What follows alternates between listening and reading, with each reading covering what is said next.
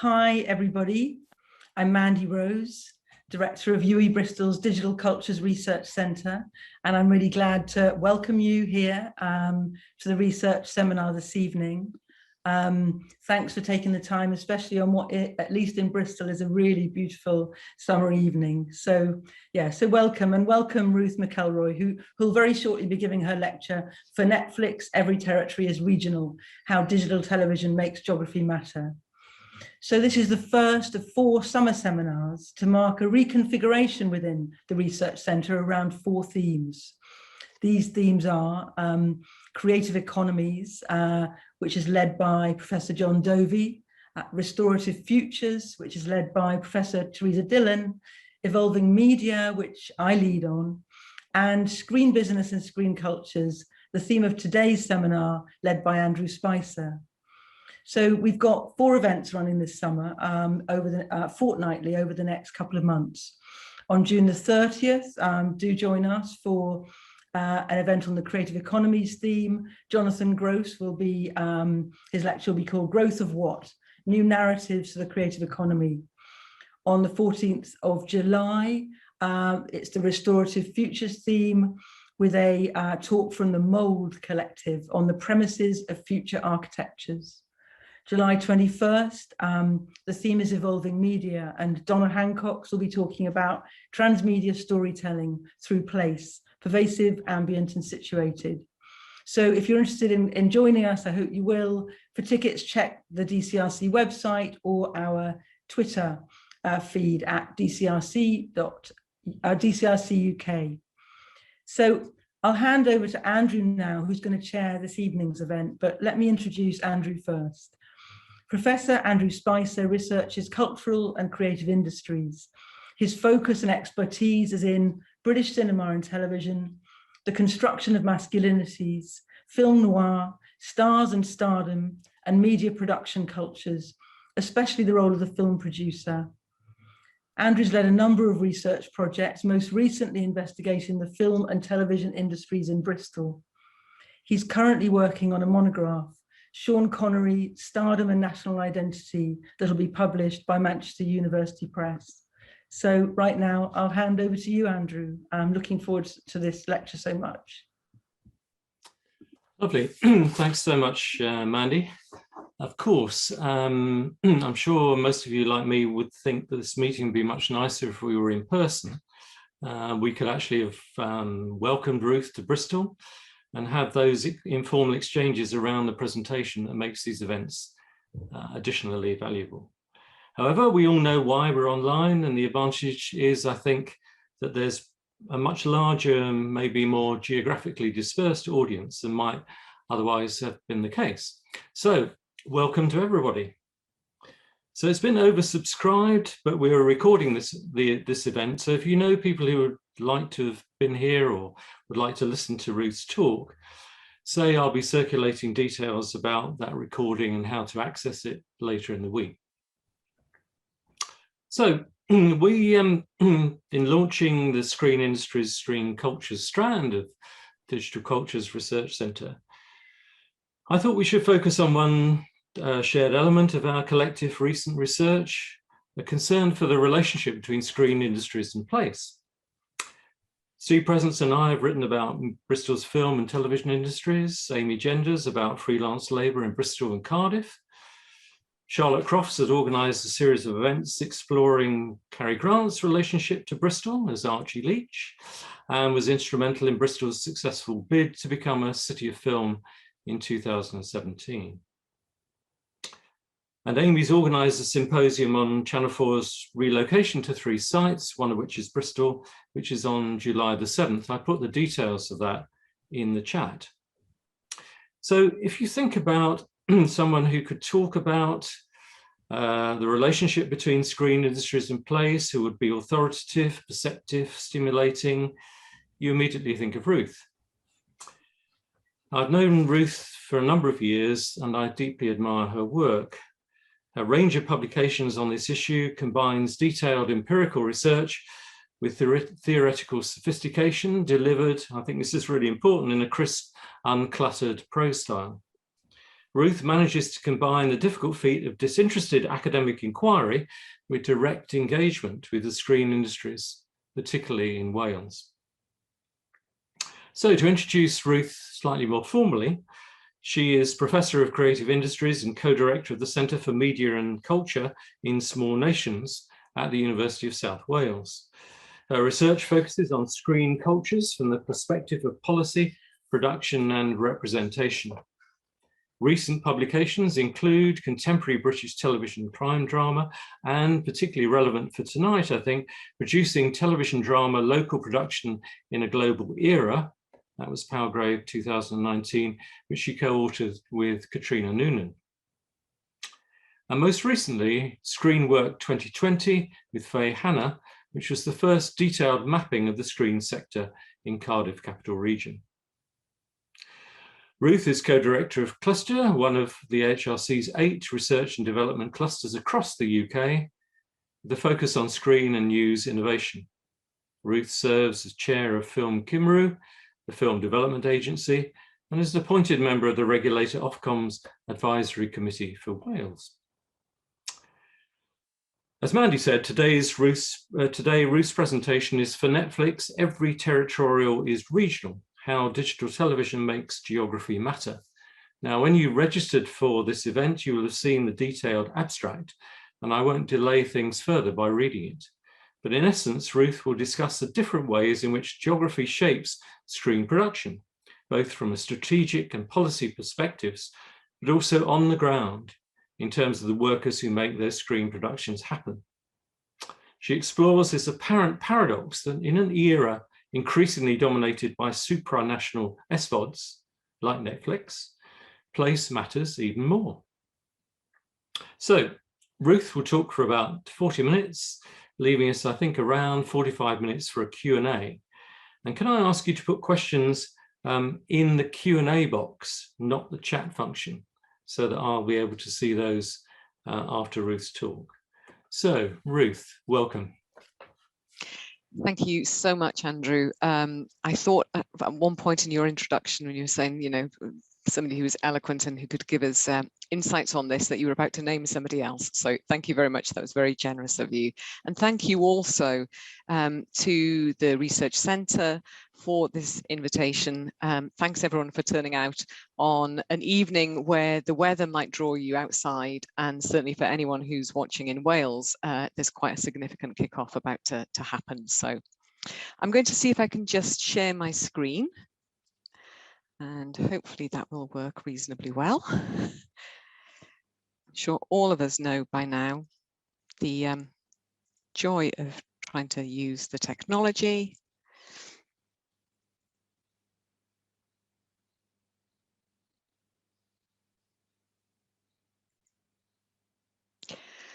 Okay, I'm hoping that everyone can see that slide and that somebody will simply shout. Yes, good. Okay. So I wanted to begin in this presentation to try and give us a sense of perspective. And this quote comes from a conversation that I was having in the context of some work that I was doing in Ffilm Cymru when we were talking about whether or not to fund a particular production. And somebody said, not really in relation to that particular production, but for Netflix, every territory is regional. This sense that actually Netflix as an international or transnational provider of content is, in a sense, bigger than the rest of us.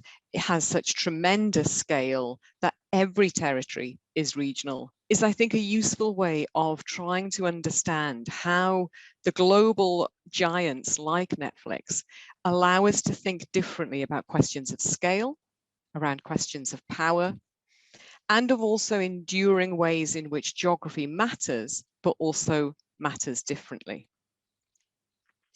So as a jumping off point, I've turned to Ramon Labato's great work on Netflix. And the quote that I've got up here really speaks to me in terms of understanding both the disruptive potential of global giants like Netflix, the disruptive potential of internet distribution of television, but also some of the enduring forces that television content experiences and in particular that the people who make television still experience.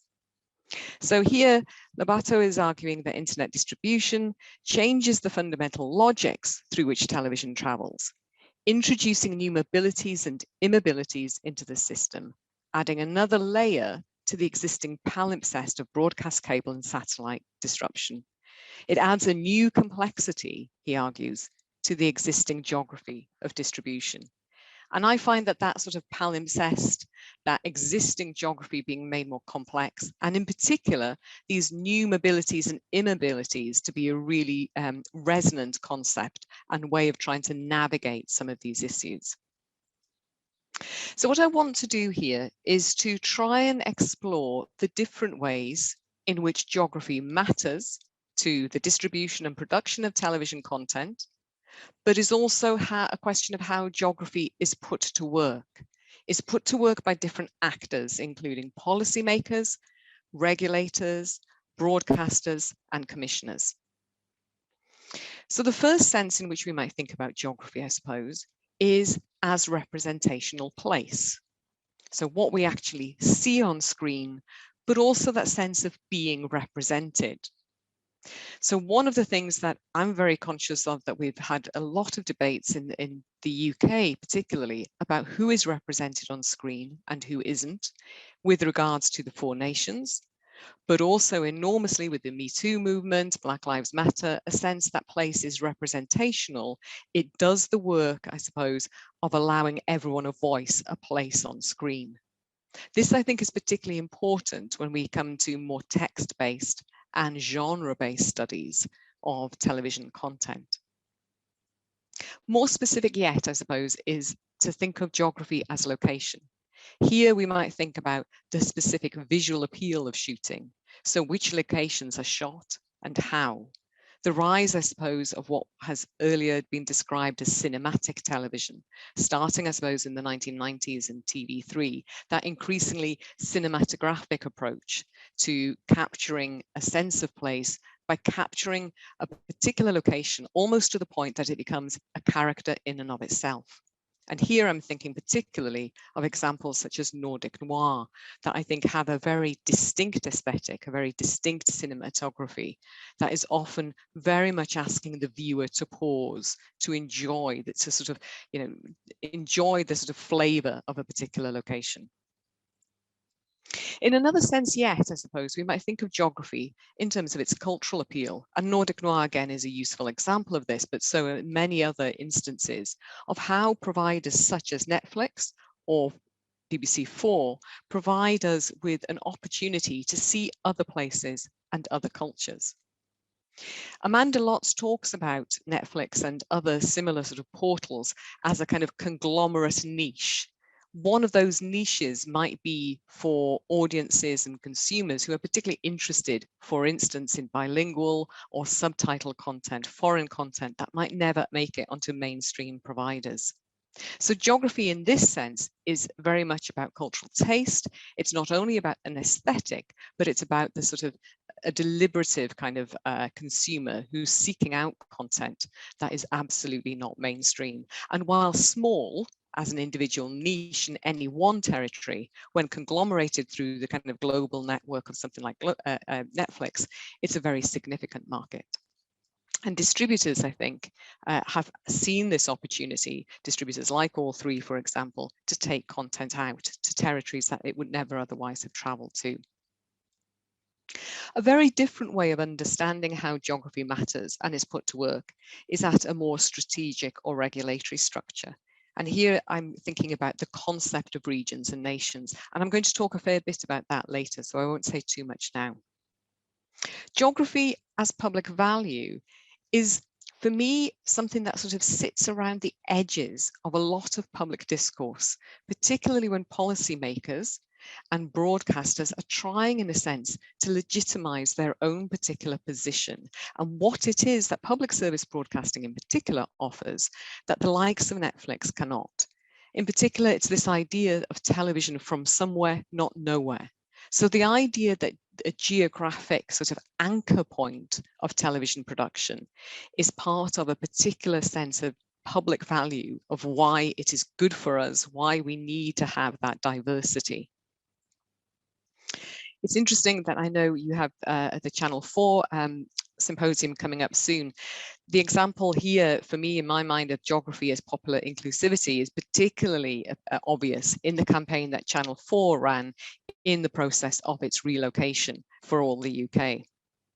Here, I think there's a sense in which Alex Mahan in particular, as I think one of the most savvy CEOs of public service broadcasters in the UK, has, I think, been very, very careful and very conscious in using a discourse post-Brexit specifically to capture that sense of needing to include everyone, a very particular sort of post-Brexit sense of inclusivity and the sense that the country is changing and that the broadcaster, if it is to survive, needs to address that. And that always, of course, is framed by ongoing political discussions around the ownership of Channel 4 and the debates around public service broadcasting more generally. Geography as economic representation here is a much harder sort of element, I suppose. It's the sense in which regulators have used quotas. Ofcom, of course, has done so as a consequence from the 2003 Act, particularly in driving production outside of the M25. In this sense, geography matters to television production and distribution because it is a mass industry. It's an industry that is hugely growing. The Cardiff Media Centre is one of the fastest growing in the UK. Bristol and Cardiff together are the second largest centre for screen production, second only to London. So these sorts of metrics, these economic metrics in terms of creation of IP, of jobs, of economic value, are all very, very significant and get caught up, I suppose, in political debates. Including at levels of government, where that economic case is increasingly being articulated at multi-government levels, so both at UK and devolved and then local government levels. But still, geography remains a terrain of inequality, and all the talk of levelling up does not diminish the reality that the UK is one of the most unequal of societies, and in particular that we have very proximate inequality. In other words, while you have a centre like Cardiff, for example, you have areas of profound socioeconomic deprivation, some of the most socioeconomically deprived areas in all of Europe. So in that sense, television both allows certain mobilities, but it also cuts off the ability of others to move and particularly to enter the workforce. So to pick up an example on the idea of place and how Netflix allows certain forms of place to be visible and audible. In this example, I'm pointing to what I've termed Celtic Noir. This is a form of crime drama, usually produced back to back, which means it's shot first in English and then in Welsh, though sometimes there are bilingual versions created. That has been picked up by distributors and shared across the globe. This kind of Celtic Noir speaks to me of a new kind of mobility for minority language content. It's been enabled by digital and transnational distribution systems, which have also driven co-production, including distributor financing. So many of these dramas are co-produced between the BBC, between S4C, but also with important funding historically from Europe and from distributors. In this sense, they create what I've argued should be understood as linguistic landscapes, a kind of geography of niche tastes. I'm going to just play a short clip of Amanda Rees, who's then drama commissioner at S4C, the minority language public service broadcaster in the UK, talking about these dramas. You know, the big buzzword at the moment is, in terms of scripted content, certainly, is local that's universal, which means that anything that has a USP that feels like it's rooted in the culture and the landscape of a country really travels. So I think there's a really fantastic moment here to make the most of what we have culturally and in terms of our landscape in Wales to export our content. It's already starting to happen. I don't think there's ever been a more exciting time to export Welsh content. of the 5 dramas that have recently broadcast in Wales on S4C, all 5 are selling internationally, actually. And I think that that's probably a first. And not just selling internationally, but selling format-wise into markets that we never thought that we could export to. There's a real sense that the time is right to take advantage of the opportunity that there is internationally now. Foreign language content has never been more popular. Scandi Noir has made it possible for us to break into all kinds of markets. Welsh Noir is ever since Gwyll and Hinterland, Welsh Noir has become the buzzword. So we need to really build on that. We need to build on it in terms of making sure that the routes to market are there and that we are shouting about the talent and shouting about the creative content that we've got. But we also need to build on it in terms of developing talent. And something like Screen Lab really gives you the opportunity to do both of those things. Excellent. So there's a great deal of optimism there, sense that actually the new digital distribution of television is an opportunity, which might come as a surprise for minority language content that might otherwise seem as, well, a bit parochial. In this transformed geography, the parochial becomes the local is global is universal. Particularity, that sense of place, rendered both through linguistic landscapes, but also through a particular aesthetic, and perhaps more important than anything, through a very, very commodified genre of crime drama, allows certain forms of mobility, allows or generates the possibility for new forms of talent development. To switch focus for a moment, I want to think about then Netflix's spatial logics in this, to think about this geography that is populated, I suppose, by a range of different forces and productions. Netflix's move towards owning studios, I think, is a particularly interesting one. It solidifies its anchor in the UK, but of course, whilst welcomed in many ways, seen as an arrival of, you know, the deep pockets and a commitment to production in the UK, nonetheless, there was concern at this point when Netflix was saying that they were coming to Shepperton of just what that would mean in terms of indigenous production, and in particular, I suppose, on physical space. So in this sense, we're thinking about the geography in terms of its ecological impact, in terms of its pressure on studio space. On the one hand, there's a strong sense, I think, of this arrival and increased investment by Netflix in production in the UK as leading to opportunities for work for some. In particular, the prestige, you know, the desire to work on a production that is so high budget. I suppose it sort of elevates for some, particularly some craft workers, maybe the level of understanding of being able to work on something that is closer to film or to cinematic scale. At the same time, I think what we've seen is considerable market pressure on labour as a consequence, with skills gaps being very, very apparent. And one consequence, I suppose, is of this mixed ecology is you have productions coexisting that are operating at such profoundly different tariff levels. Yeah? A kind of ecological chasm is how I've tried to capture it on the slide here, between the kinds of productions that Amanda Rees was talking about, commissioned for S4C with BBC, through to, you know, your Netflix sort of mega productions. So one of the things that I think has become particularly apparent during COVID is the pressure that this places on the labour market, and pressure that some of the SMEs, the small production companies that make much of the UK's content, have experienced. So I'm going to turn just for a moment to think about freelancers in that context.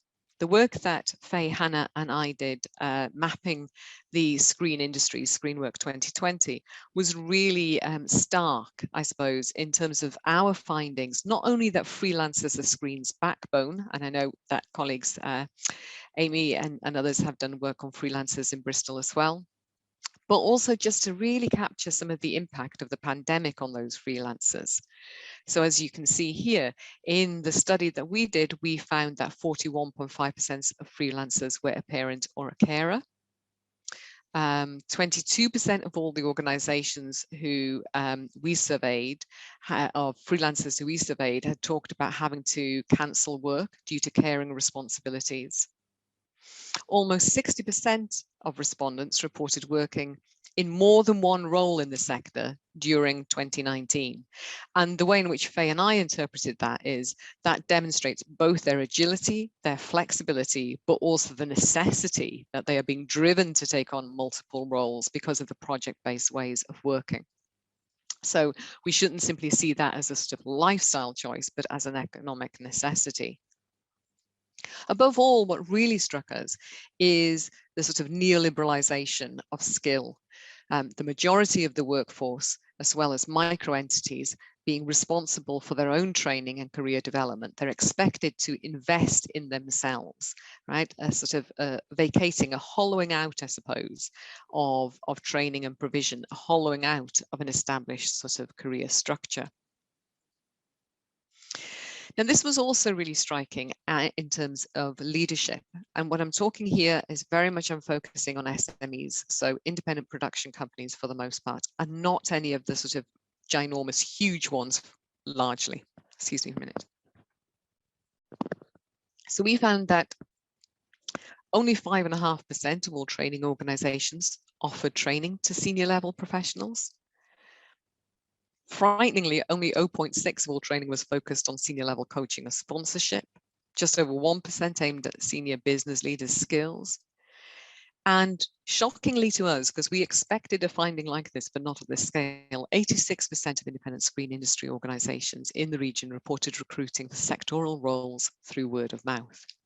So notwithstanding a strong discourse about innovation, about business leadership, about commercial opportunity, a sense that Netflix is transformative, nonetheless, it seems as though at the smaller end of the scale, the SMEs that are, I suppose, the bedrock that have grown so much from the 2003 Communications Act, actually are not investing in themselves. And there are enduring inequalities in the ways in which they recruit. Informal recruitment in particular is continuing, and I would argue is the reason why the sector is not diverse or inclusive. In other words, I would say that this is systemic, exclusion is baked in. It isn't an accidental process, it's absolutely core to the logic of production. So as I would observe, the landscape of production post-pandemic has several elements that are, I suppose, sort of, tectonic plates almost crashing against one another, I suppose. On the one hand, we can see a surge in production. The BFI has recently offered some statistics about how quickly production has got up and running. This again demonstrates the kind of feast or famine that freelancers experience, suddenly being contacted, opportunities, but then other opportunities coming on very quickly. So we heard in interviews, for instance, of companies recruiting crew, trying to get started, and crew leaving about a week later because new opportunities from bigger productions with bigger pockets had come along. I would also observe that not only do global deep pockets generally win, but there's a tremendous disconnect between public funders. So the film and television industry, I think, still remains quite siloed in certain areas, and there isn't always a good connection or purposeful, I suppose, strategic planning rather than conversation between government as one source of public funding or screen agencies or broadcasters. There's, as a consequence of this growth, competing productions entering spaces simultaneously, which puts pressures on crewing up. And the strategy for Indigenous production is underdeveloped, but perhaps even more worryingly, and I think that Gillian Doyle's work has particularly pointed to this, the strategy for IP remains underdeveloped. And this, of course, is particularly concerning because Netflix's whole logic is to fund at high levels, to grant significant creative autonomy to producers, but in return to take the IP. So if this is how we've got into this position post-pandemic, is this a one-off? It's only an idiot who makes the same mistake twice, surely. What's happening to actually try and change this situation or to intervene in it?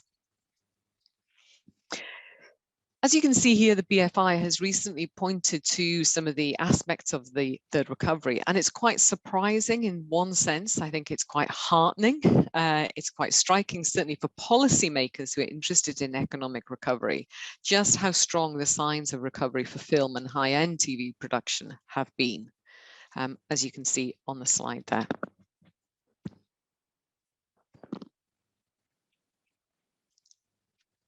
However, as Doris Eickhoff argues, this enduring project-focused production method translates into project-focused work and employment with short contracts, often offered at short notice, undertaken in a self-employed or quasi-freelance way. This feast and famine working patterns dominate, requiring unsocial hours and considerable geographic mobility. They're often scaffolded by high-performance, high-commitment industry cultures. So it's hardly surprising that one skills report after another keeps demonstrating that this is an industry where it's very hard to get in and perhaps even harder to then get on. There are then multiple mobilities, but also immobilities at play within this digital geography of TV production and distribution. One thing that we might observe, I suppose, is the way in which we've seen over recent years the move of lift and shift, a kind of geographic game playing, where production companies, larger production companies that are based in London, have sought to open regional offices to take advantage of quotas for production in the regions and nations.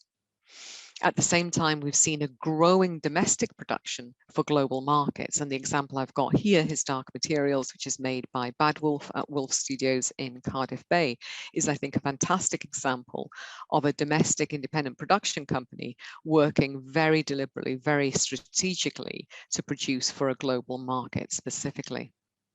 And then at the same time, we've got international inward productions, as you can see with Willow at the top of the slide there, shooting in Wales, and with support of public funding. It's this disjuncture, it's the sense in which who's strategically thinking about what this means for crews, for instance, or for the generation of IP, that concerns me, and that I think is something that we still haven't quite caught up with in this geography. So to switch focus a little bit just for a moment, I alluded earlier to inequalities in the UK, and I'm drawing on work from economists and geographers here just to give us a sense of the scale of that inequality. So McCann, for example, argues that the UK is one of the most regionally unbalanced countries in the industrialized world, and in particular points to interregional inequality, so the differences between different regions of the UK. Which is now challenging many of our national institutional and governance systems. Arguably in political life, we can see that that came to the fore, I suppose, in Brexit. It has certainly come to the fore, I think, during the pandemic. Yet, as McCann argues, until very recently, many people living and working in wealthy regions, business and media elites have tended to overlook this entirely. In other words, geography as a form of inequality, I think, has tended to be underplayed and underconsidered. And it's only now at a point of crisis that policymakers and perhaps media elites are genuinely feeling the pressure and the necessity to respond. Compared with other OECD countries, the UK is one of the most interregionally unequal countries, and almost certainly the most interregionally unequal large high-income country. So on the one hand, then, we see this burgeoning of TV production, an opportunity to export internationally, and at the same time, we see the media itself neglecting some of these inequalities. And the quote here, I think, just reinforces that these issues rarely appear in mainstream London-centric UK media, yet the paucity of national media coverage of issues is dwarfed by the problematic scale of the issue. And I think this, as I say, this came very clear, I think, during the case of COVID, where we've seen a huge growth in news consumption, for example, and the way in which traditional broadcasters have really struggled to capture that sort of multi-governmental level of the UK, but perhaps more in the context of Brexit. Now, what's particularly striking here is not just that of the interregional inequality, but how proximate these inequalities actually are. So the example at the top really struck me when I first read it. The inequalities within the UK are also across such short distances. with enormous local productivity variations evident within just a 2-hour driving time, whereas within Spain, comparable variations would be across a 7-hour driving time, in Italy and the United States across a 10-hour driving time. So that sense that even though we have a kind of cluster approach, we are focusing on trying to push production out of the M25 into the regions and nations, nonetheless, within the wider economy, we're still seeing that areas that are within, you know, what pre-COVID might have been a commuting distance are nonetheless excluded. And McCann's argument here then is that what we need is a significant devolution and decentralisation of UK national and subnational governance systems, which seems to be, he argues, absolutely vital to counter the geography of discontent. This certainly appeared in the work that Faye and I conducted in mapping our region. We found time and again examples of geographic inequalities in terms of skills. So the quotes here are taken from an interview with a course leader, which was focusing on costume and makeup in an FE college in the South Wales Valley. So exactly one of those areas of socioeconomic deprivation that I talked about earlier on. And many of her students were working and went on to work in productions such as The War of the Worlds.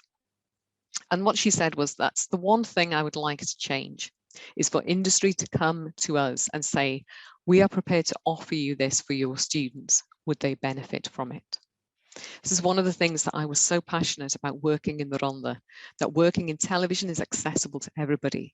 And I said, well, you know, my students are more talented. Why shouldn't they have the opportunity, you know, and raise their aspirations? So this sense that this was somebody who had had a long career herself in the craft, in the industry, but encountering the sense that being in an FE college and being in an area of socioeconomic deprivation, an area which is only, you know, a 45-minute train ride from Cardiff, was proving an insurmountable barrier for some of her students, and something that she had to constantly work against, and was only really able to do because she had the capital from a prior career in the industry to be able to overcome that perception that somebody from the valleys would probably not be very good.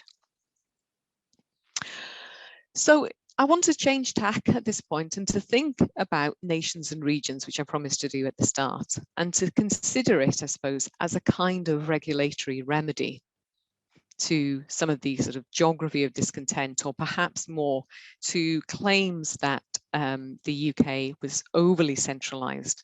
The inequality argument, I think, is slightly different, is a much stronger political argument. So nations and regions production is crucial to UK TV production. It helps disperse and stimulate investment and job opportunities. This is all taken from Ofcom's 2019 review of regional production, by the way. And quotas, of course, have been offered as an instrument to try and promote nations and regions TV production outside of the M25, what's known as regional productions, as opposed to regional programming. So the public service broadcasters have had a particular role in enabling the industry to thrive and to grow. The independent production sector in particular has been able to increase its share of PSB programming over the past decade, with more active local production companies making network programs for the PSBs. London, nonetheless, continues to play a key role in nations and regions programming. And it also, of course, houses the HQ of many of the companies, the independent production companies, that in many ways people like Doyle have questioned. And I know, Carl, you have too, if you're on this call, but you know, many of us have questioned whether they are actually independent or whether they are now parts of these kind of almost themselves supranational conglomerates. So this sense that actually nations and regions is the way to be able to equalize by stimulating economic development is, I think, a really strong thread that has been at work for more than a decade in the UK now. In some sense, this discussion around the HQ, of course, has been very visible, as I suggested earlier, with Channel 4's post-Brexit relocation. Which on the one hand, I think, as I said, I think Alex Mahon has been really striking in situating her discourse in very much in that sense of wanting to, I suppose, revivify Channel 4's original ethos for being non-mainstream, for catering to minorities, and yet at the same time also wanting to be inclusive for all. On the other hand, it struck me, as somebody who was part of the team who is pitching for Cardiff in this competition, it's a fascinating exercise that Channel 4 went through and actually required regions actively to invest public funding in competing against one another. Right, so it's an interesting thing that a fairly small public service broadcaster is able to generate and demand public funding to compete for attention. So where should we go? So the sense that broadcasting is something which still has kudos, still has a desire, regions still want to have it, even though at the same time we see in other regulatory debates and other political debates, for example, the House of Lords review of public service broadcasting, a focus on Netflix as being entirely all about the future, and that's where the future lies. Channel 4 isn't the only broadcaster that's been relocating. Just before the pandemic, S4C moved all of its staff to either Egin or into Cardiff, the city centre of Cardiff. And Egin is, I think, quite an interesting example of a move that was, it's co-located with the University of Wales, co-located with other arts organisations, but also key to its move, what as a public service broadcaster was an argument that it would move closer to its audiences, and closer in particular to one of the heartlands of the Welsh-speaking community in West Wales, offering new training and employment opportunities. And of course, the BBC in Wales has also moved to a very shiny new IP-enabled building that, in terms of its technology, I suppose, has been at the forefront, the first to be a BBC building to be IP-enabled, with multiple studios. But also, quite interestingly, I think, Rhodri Talman-Davies, who was speaking then as head of BBC Wales, talking about being able to open up to our audiences like never before. So that sense of it actually being a glass building, being perceptible. And it sits, for those of you who don't know, right in Central Square, which is a classic sort of urban redevelopment opposite the Cardiff train station. So to bring this up to date, so some of the work that I've recently been doing with my colleague Caitriona Noonan at Cardiff has been to contribute to a forthcoming critical studies in television issue looking at regions and nations and its history. This on the occasion of coming up to the 100 years of the BBC. And earlier this year, the BBC announced that it would be having a new process called the BBC Across the UK, with a change to some of its financial investment. And as you can see here, again, it's a classic kind of move to relocate jobs outside of London, to spend more outside of London, and to source more productions. 2 new returning drama series, supposedly one from the north of England and another from one of the nations, which is a really bizarre formulation, I think, when you think about nations and regions, the idea that it could be one from one of the nations, they're all very different from each other. But also the relocation of BBC News, for instance. So that sense of actually moving out of London, I think, has become really integral to part of the BBC's own legitimation and its own legitimacy as a broadcaster that is able to ask for a license fee from everybody. In that sense, nations and regions, I think, has been transformed to become part of the management of difference. So a geographic conception of broadcasting has now become part of how broadcasting is branded and is distinctive, particularly in the case of PSBs. In that sense, I think it's very much about trying to move away from a kind of metropolitan London bubble to instead believing that what we have now is a broadcaster who is rooted in every part of the UK. These quotes that I'm showing here by way of conclusion come from the interview with Rhodri Talman-Davies in his new role as Director of BBC Nations. So geography in this sense becomes part of the distinction, if you like, part of what is different, and allows public service broadcasters to contrast themselves with global media players, the Amazons and the Netflixes, as the quote at the top says, there are plenty of other people that can do globalized, the sort of programming from nowhere and everywhere.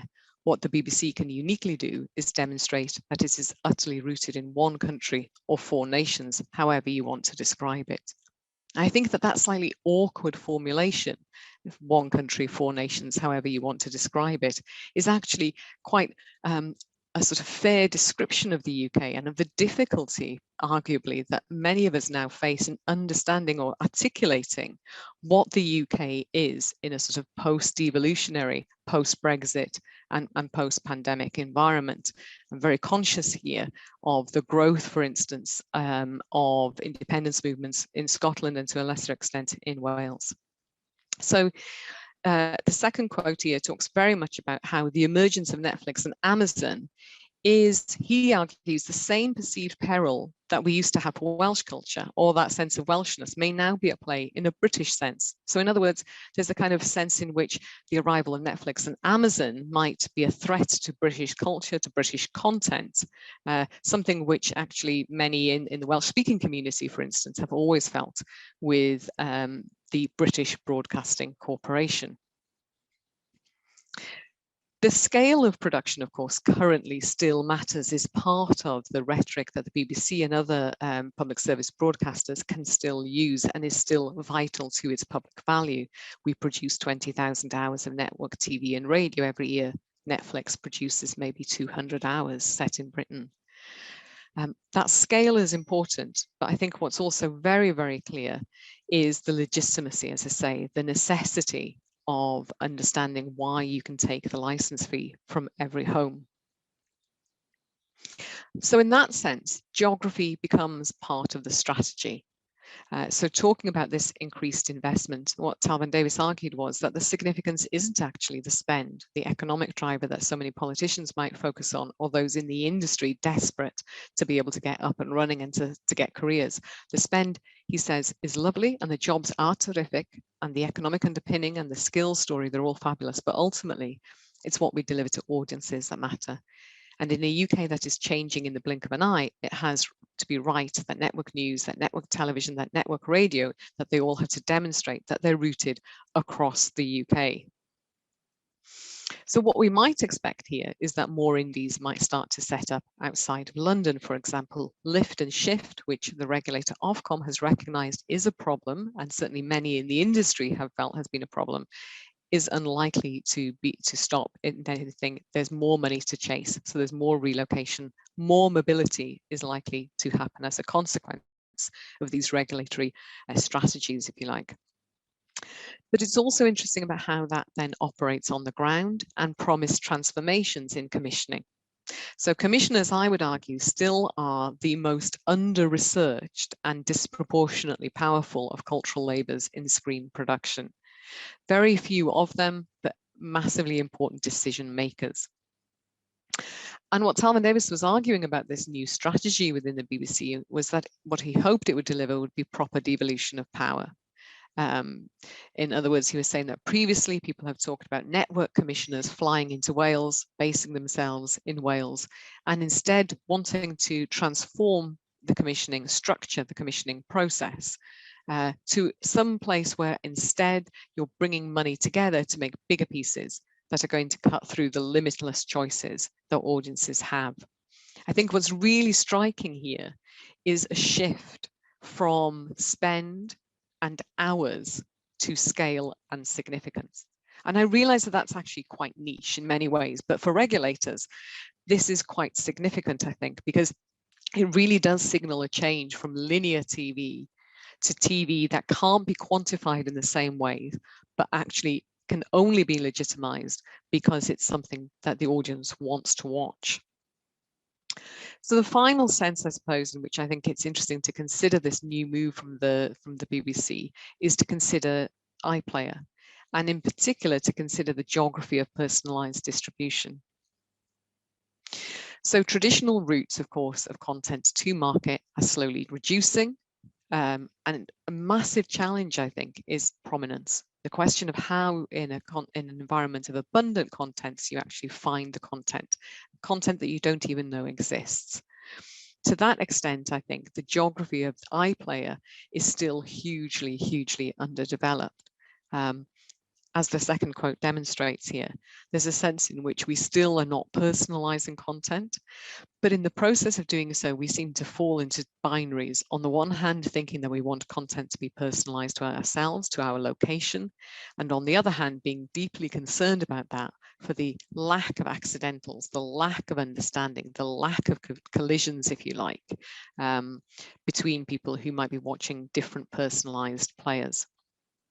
So by way of conclusion, what I've tried to argue and to outline here is that digital television entails a great deal of reconfiguration of televisual geographies, that we can see that on screen, but also behind the camera with crew. We can see it making an impact on regulatory models and instruments, and also through distribution flows and mechanisms.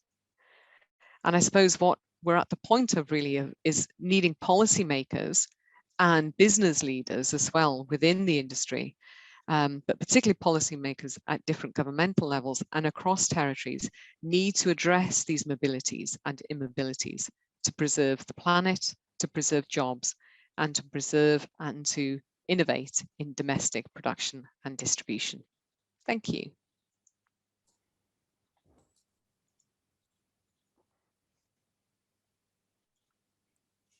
Right. So a huge thanks then, Ruth. Fabulous talk. Really wide-ranging, but with your characteristic concern for specific details that make those generalizations stick. So thank you so much for that. I've got lots of questions, but I'm going to restrain myself to a couple. And I'll ask those first while people are formulating their questions in the Q&A. I see we've got a couple already, which I'll come to. So my first question, because of your sort of membership of the board in Wales, is the role of Ofcom. So Ofcom's been around a while now, I think in 2011, so on, it pulled everything together. And in 2017, it regulated the BBC, took away that from the old board of governors and trustees, which was a good move. And although people have got a lot of time for Ofcom, I think, and respect it, there has been criticism that the quota system is a very blunt instrument. So if we think about the film industry and go back to the 1930s, then you have the kind of quota quickies, you know, so you can fulfill the quota, but it doesn't really answer the problem about quality and representativeness and so on and so forth. So a lot of the criticism of Ofcom I've read have that they should act more proactively in the sense of demanding that PSBs in particular don't just fulfill quotas, you know, so get to whatever Ofcom is saying they should get to in terms of production volume or spend, but actually there should be an inbuilt regulatory mechanism to say, well, no, you've got to represent the regions effectively, and you've got to provide the kind of content that that audiences seem to want, according to Ofcom surveys, and also that would stimulate, you know, genuine localized regional production. So could you say a little bit of what you think Ofcom's role should be? if you're allowed to if I'm allowed to say that. No, I mean, the advisory committee is there to advise Ofcom. It's up to Ofcom whether it listens to what we say. I think these are fair criticisms. I think quotas are a very, very blunt instrument in any environment. I mean, think about the political debates about using quotas, for example, when you talk about lists of all-female lists, for instance. Quotas are generally used as an instrument belatedly. In other words, they are used in a context where power disparities have already taken effect and taken hold, often over a long historical period. So they are imperfect instruments. They're instruments that I think become out of date as well. And I think the lift and shift example, it really demonstrates that. I think, you know, it's a much more difficult thing for Ofcom to start to think about a mechanism by which issues of representation, which are inherently qualitative, can be measured without then impinging on creative freedoms. So that's not to say that it shouldn't be done, but it's a very, very different set of arguments. It's a much more difficult set of arguments to make effectively. And I suppose the other thing to say is Ofcom as a regulator can only do what it is enabled to do by legislation. So typically when one pushes at Ofcom from this angle, they'll say, well, you know, that's all we're allowed to do. We are the regulator and we have to work within the terms of reference in the sense of what legislation requires us to do. I think its own review of public service broadcasting, and in particular, I suppose, its focus and drive around equality, diversity and inclusion reporting could be part of a sort of softer pressure that actually is being felt more acutely elsewhere. And in fact, actually, I think Netflix is as significant, right? Because I think one of the reasons people turn to Netflix is that precisely that there is more diversity of certain kinds on screen, not across all genres, but in terms of some forms of diversity you can find on Netflix that I don't think you can find on all PSBs. Yeah, I think your talk brought that out very clearly, and I think there's you have far more sort of control over your choice on Netflix, as it were, than on the current PSBs. Though your last thing about the iPlayer was suggesting this geography of personalized distribution may start to shift that balance, and Channel 4 of course is going very much in the direction of digitality rather than linear programming. So yes, being very strict with myself, and just one more chair's question.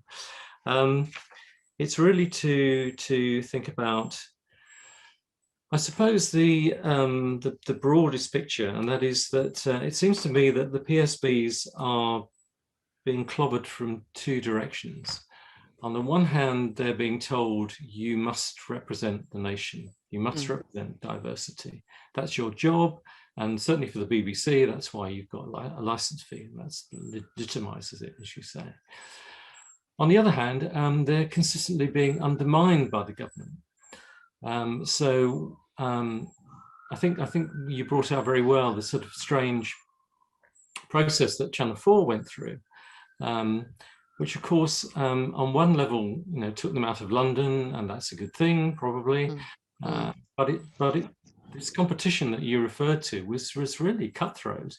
Oh, it was. It was bizarre, wasn't it, for anyone involved in it? I mean, there was one point when there were a bunch of us were sat pitching to Channel 4 in the glorious 19th century rooms of Cardiff Castle, where one of Channel 4's executive asked me in front of this sort of audience of 100 gathered people, saying, "So why should we come to Cardiff rather than Bristol?"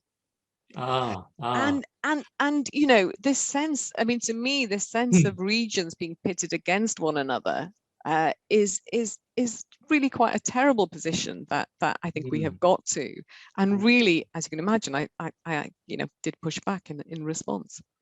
I'm sure you did, and I was involved a little bit in the Bristol bit, and so I know how much you know, effort was put into it, and the particular ways in which Bristol sort of tried to align itself with Channel 4 was fascinating. So I suppose the broader question then is that the kind of, if we call that a kind of neoliberal logic of for all the UK, which wasn't for all the UK, it's for the winners who won, and the losers, that's tough. That seems to me really at the heart of it, that the neoliberal logic is not invented by Channel 4, but they're pushed into that position because the government says, well, you're publicly owned, but you've got to be competitive. So you can't just disperse yourselves anywhere and everywhere. You've really got to go for a sort of known centres of vitality and so forth. So Channel 4, you know, had to do that in a way. So it's difficult to blame them for that.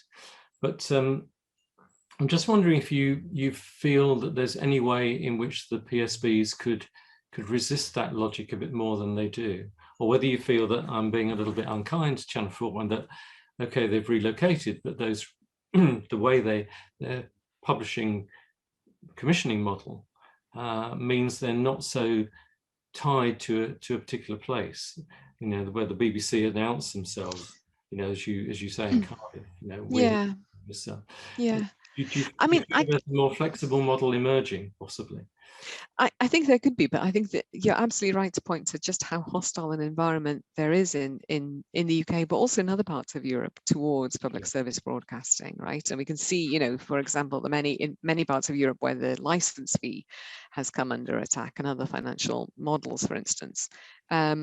So I do understand that. I do also think public service broadcasters have allowed that to happen by actually being so centralized, right? So that is a stick to beat them with, but they've generated a situation where they have been highly centralized. In the end, I think in the case of Channel 4, where the headquarters is less of an issue. It's really where they spend money and where they commission, who they commission from, that really matters. And I think that's where you can see a sort of a very complex logic. So here in Cardiff, you have this long process from the BBC of focusing on drama, and particularly high-end drama, whereas the majority of the indigenous production companies actually don't do drama at all. They are factual producers. So there's this kind of sort of macro level geographic strategy by big players. And then the micro reality just sort of, you know, is invisible or is neglected, I think, and constantly feels the pressure, for example, through the sort of tariffs. And that then becomes a real pressure on the precarious freelance workforce. Lovely, right. I shall now go into the Q&A, and Steve Presence is the first one. Oh, these are long questions. I need to do a bit of reading with these. Yeah. Thank you, Steve. You've got an essay for us there. Yeah, one thing. Bristol Screen Section works increasingly often beyond. This is a good example of this. 20 more. Right. Yeah. About local networks, really, and sure. So how active they are. I think this has been really striking as a period of unionization. I think the rise of union memberships, that was certainly something that came out very clearly in our research. The sense that, and particularly for Beketu, so that sense of feeling a need to get organized. And I suppose in particular, it was in the context of how some of the pandemic support from Treasury just didn't work for freelancers. And I think that was quite galvanizing. So definitely has driven that. I think the other thing that has happened is that there is now a freelancers group who meet with Creative Wales, which is the body inside Welsh Government that is responsible for creative industries. So I think there has been, to some extent, a kind of politicization of freelancers. Whether they are able to collaborate, whether they are able to assert influence over a long period of time, I think it's far too soon to tell. I worry that the logic of production and of commissioning still means that this project-based way of working will always drive to certain sort of exclusionary practices. Thank you. Right, so a question from Chris Roberts, which is slightly shorter. Thank you, Chris. This is a barrier to entry. Yeah. What extent do these barriers to entry mean local producers, independent, wholly reliant on Netflix? Yeah, you raised that point, didn't you, with the IP issue? But yeah. Would you like to respond to Chris's point? I think it's a really important point, Chris. I think you're absolutely right. I mean, we talk very often about plurality in the context of public service broadcasting, and usually we talk about that from the perspective of the audience or the viewer or listener needing a plurality of content. I think it's probably just as important that there's a plurality of commissioners to have a sustainable independent production sector. I think it's not just that it's an international commissioner, it is specifically what it does to rights that I think is the problem and is the huge challenge.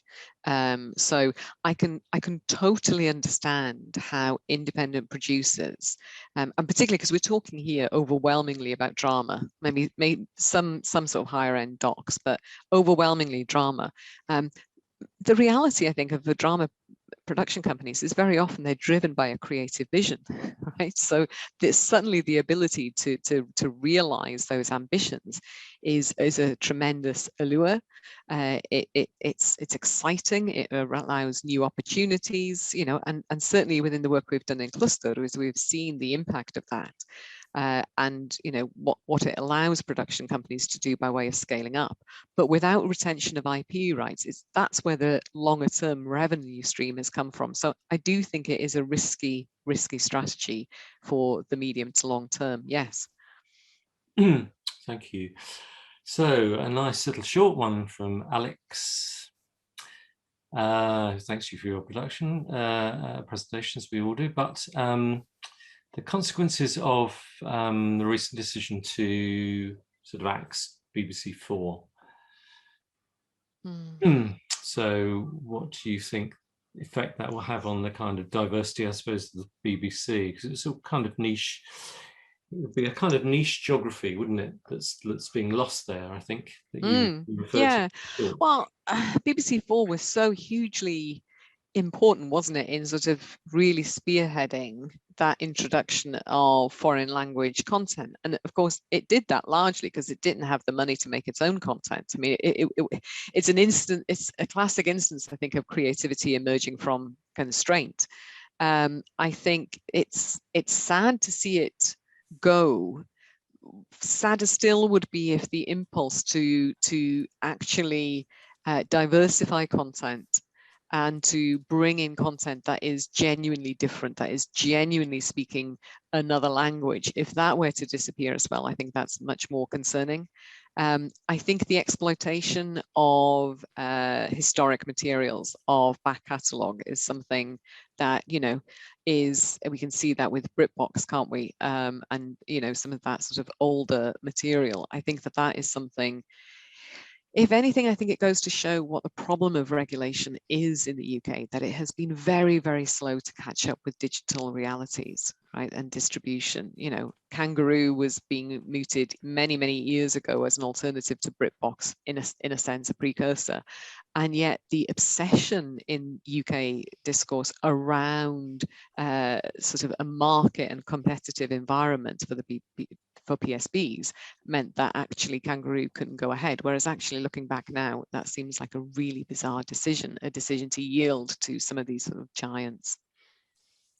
Yeah, I think I've heard a lot of people saying that was a real opportunity missed, Kangaroo, and that it was based on the fact that so little, the major sort of decision makers had so little sense of digital world, really. Yeah, exactly. And I think that's why you still see these debates around needing to get a much more modernized regulatory environment for public service broadcasting. You know, I think Tony Hall, before stopping being Director General, was talking about this idea of, you know, if you think that British content matters, then you need to stop worrying about competition and actually focus on the massive competitive advantage that global players have. You can come in, don't really have to invest, don't you know, they benefit from the infrastructure that has been created already. Right, and our next question is about those global competitors. It's about Netflix. So it's, to what extent you think the choices this is a very interesting question, I think, about the choices Netflix makes about regional content, which may, you know, in traditional fashion, be about how regions are perceived in terms of global stereotypes, which is a great problem or always been a problem for the film industry, I think, that it tends to, if it goes local, it tends to use stereotypes of that locality. Yeah, it's an interesting one, isn't it? I mean, that's what I would imagine would have happened. But then you've got The Crown, which I would never have thought that certain areas of Welsh life would be talking about the Crown, but the reason the Crown started to get talked about was there was more Welsh language on the Crown than you'd seen in many BBC dramas for donkey's ears. You know, there was a sense in which the reality, so I'm thinking particularly about the more recent series with the investiture of Prince Charles as Prince of Wales, for instance, told that political story. I would say with a greater degree of fairness, a greater degree of a better quality of ear for the two sides of the argument than I've certainly seen many PSBs do so. So I suppose there's something about the model of producing in situ in the locale that Netflix could argue actually the more you invest in a particular locale and get producers and directors who are on the ground who tell their story and who have that creative freedom to do so, then actually we could actually find ourselves that Netflix could do a better job. What it won't do, of course, is it won't do all the other genres, and it won't do the long-term talent and skill development. But then again, we've seen public service broadcasters doing less and less of that until quite recently. Well, I think your talk brought out that point very powerfully, and the next question really is about one of your starkest statistics, I think, that 86% of organisations in Cardiff are still recruiting through word of mouth. So, you know, diversity and inclusivity seems to have passed them by, that sort of mood music. So the question then is about how you think that could alter, how practices could be more inclusive, and then this problem of lift and shift, which affects a lot of regions, I think. So yeah, this is a really, I mean, Joanna, if I had the answer, I would be a rich lady, right? And yeah. I probably wouldn't be working in a university anymore. You wouldn't be talking to us. Yeah. But I think some of it is to sort of drill down into why this happens. Okay, so it's the crazy way in which commissioning works. And I think we only really appreciate how crazy it is when you start to talk to people in other industries and they go, wait a minute, you try and make something happen with 2 weeks notice and you find it hard to use HR processes. I mean, anyone who's used the HR process knows you can't do anything quickly. So part of the issue, I think, here is a strategic intervention would need to be to actually develop systems and structures that allow for greater equality and inclusion. And part of what that means is no individual small independent production company has a HR department. There is no point thinking that they are going to invest their time and energy. They simply can't. The financial reality of how they work. So I'm interested more in thinking about, are there ways of doing that collaboratively, cooperatively? Are there ways of commissioners doing that? I think it's interesting to see how we in Ffilm Cymru, for example, but also public service broadcasters are starting to themselves now use quotas and conditions. So conditionality around traineeships, for example. Traineeships quite often tie to areas of socioeconomic deprivation or to BAME, for instance. We've seen that with the BBC with some of its quotas. So there are ways of trying to shift that, but I think there's also a need to develop the leadership skills of producers themselves to say, if you just carry on working like this, the industry will not change. It really is. It's within your own hands to do this. So industry very often looks to government or to regulators, but actually it does have to step up to the plate as well. Thank you. Yeah. But I'm really interested if anyone else has got any answers to this one, because I think a lot of the activity, and I think Doris Eichhoff's work is great on this, is a lot of the activity in the context of diversity and inclusion tends to focus on empowering individuals. So to be more confident, to put yourself forward, to to try and engage more. And yet, in many ways, that's part of that same neoliberal rhetoric that actually makes the individual responsible, as opposed to it being systemic. Yeah, I think it's very interesting that Channel 4, having made this move, now talk about work. Well, I suppose they've always talked about this, working with companies rather than individuals. In fact, Channel 4 makes some interesting distinctions about the way. Oh well, we don't work like the BBC. In other words, we don't kind of look for individual freelance talent. We work with companies, and now they can they're allowed to take an equity stake in those companies. And that seems to me a potential way forward, because as you say, you can't expect a small company to undertake the training and initiatives. They've got to be part of a sort of collective organization of some sort. So if they were partnered with a PSB that could provide that, then that's a potential way forward for that. And gets around, as you say, this kind of logic where it's on the individual to do this, whereas it should be on these small companies. I think it's interesting to see. I saw a couple of days ago the Australian broadcaster ABC launching a new talent portal that was specifically about addressing Indigenous voices and Indigenous workers. Again, obviously coming under pressure for its long history and failure to do so and to address the diversity of Australia. What was quite interesting about that was how open it was. I mean, you could actually download the form. It was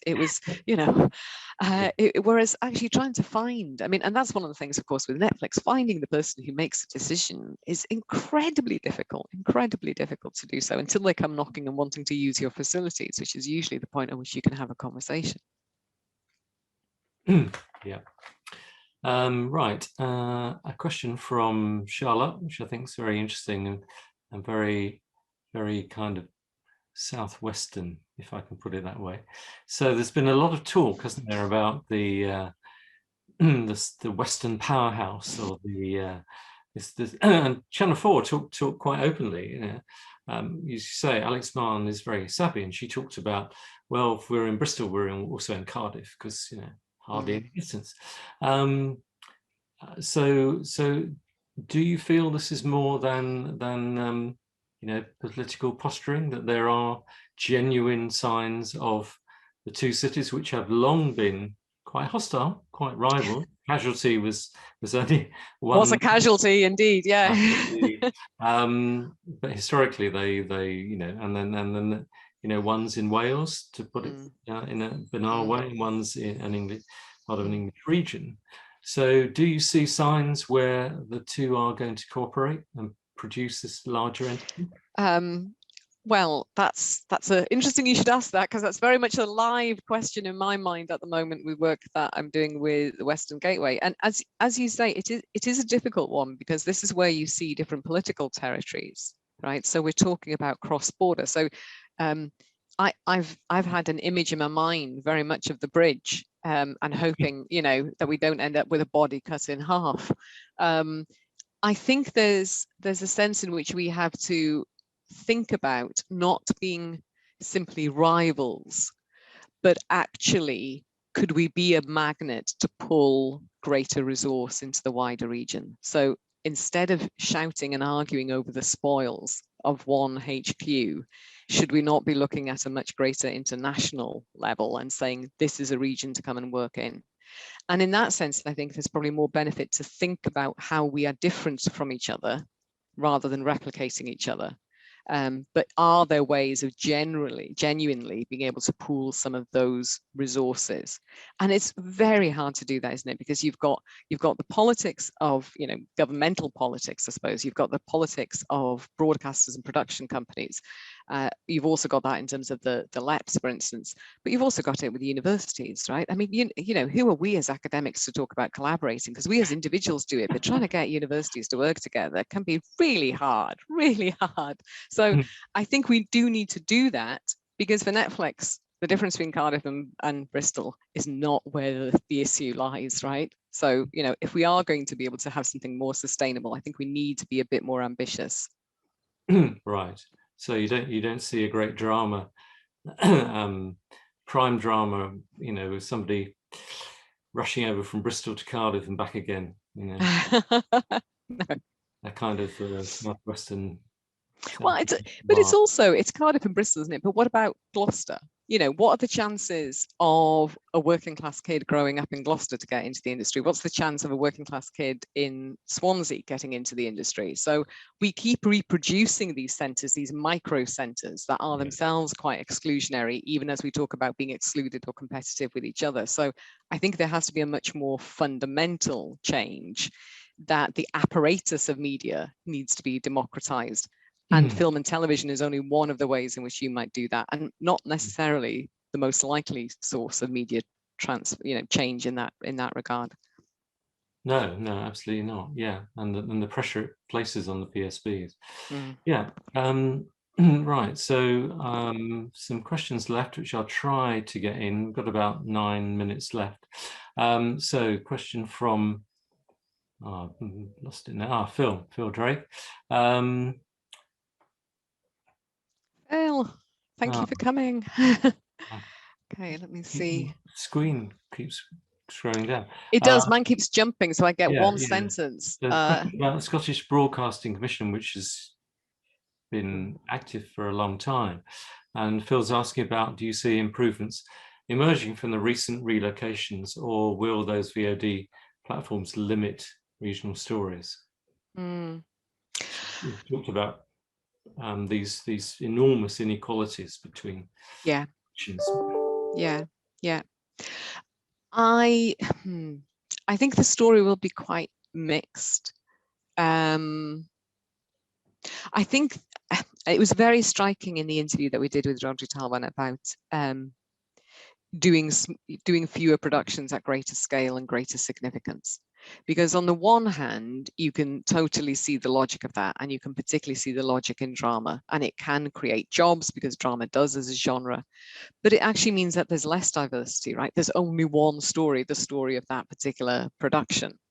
So to that extent, I am quite skeptical that what we will actually see is a greater range of regional stories. I think what we might see is more prominence to a much narrower range of regional stories. Now, whether that matters to audiences as opposed to industry and workers is, I suppose, a different matter. And I honestly don't really know there, particularly if you take the likes of news out of that balance, I think.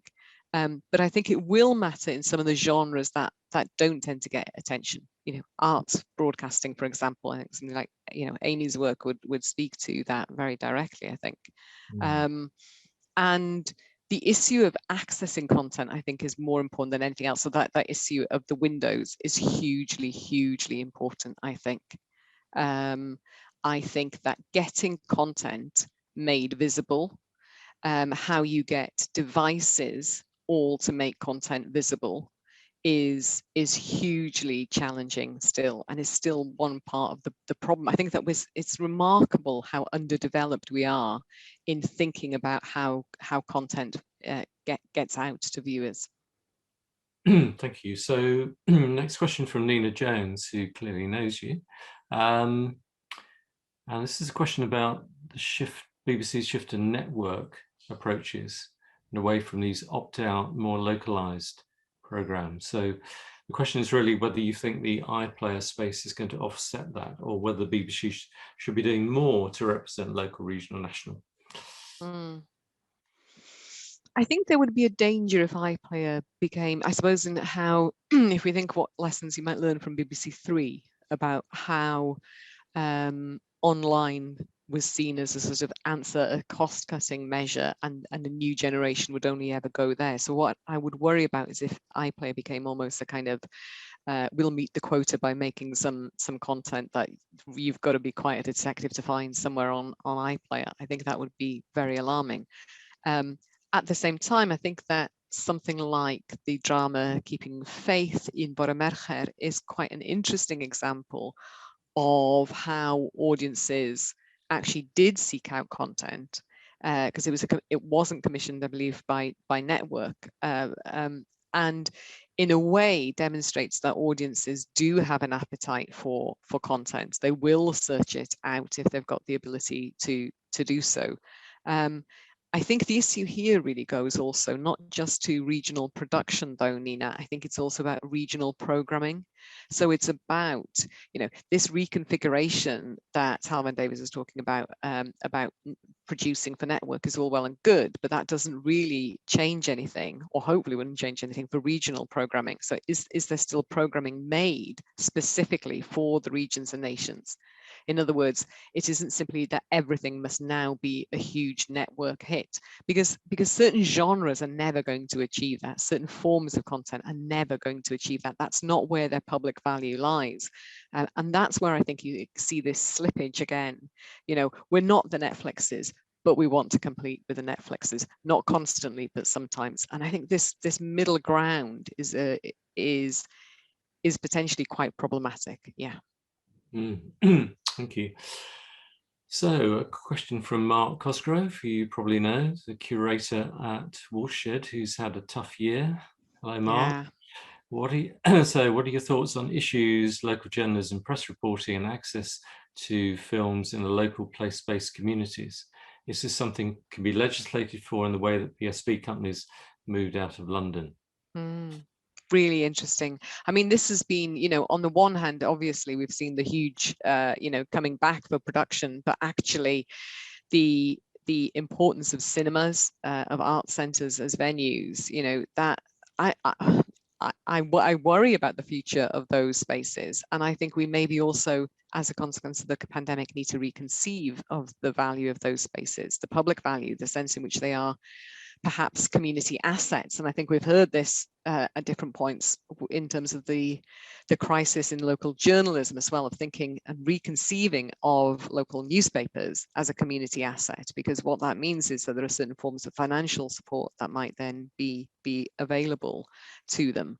I think it's really interesting as an idea about actually how you get content to audiences. Right, it's again going back to that, and I think in film in particular, you know, it's difficult because on the one hand, many of us desperately want that cinema experience again, and yet at the same time, we've seen that in the pandemic, streaming has been an effective way of getting British independent film in front of viewers who might not otherwise go to the cinema.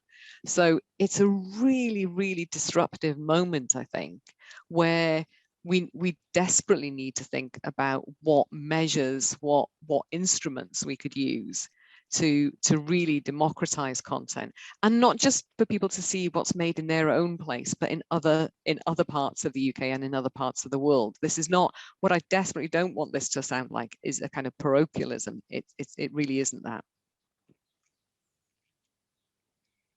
Right, thank you. So what's going to be the last question then from Wimbledon? The effect of algorithms on regional content and its accessibility. How easy will it be to find those platforms in the huge sea of, sorry, something's just popped up. Thanks, Chris, but now I can't see the question. Okay, yeah. Thank you. Yeah, so basically, how do we find these things? Because algorithms just reinforce your what preferences they think you've already got. So I guess in the end, this is where the computer scientists have to come in, right? This is really where TV content is not the issue. It absolutely is distribution.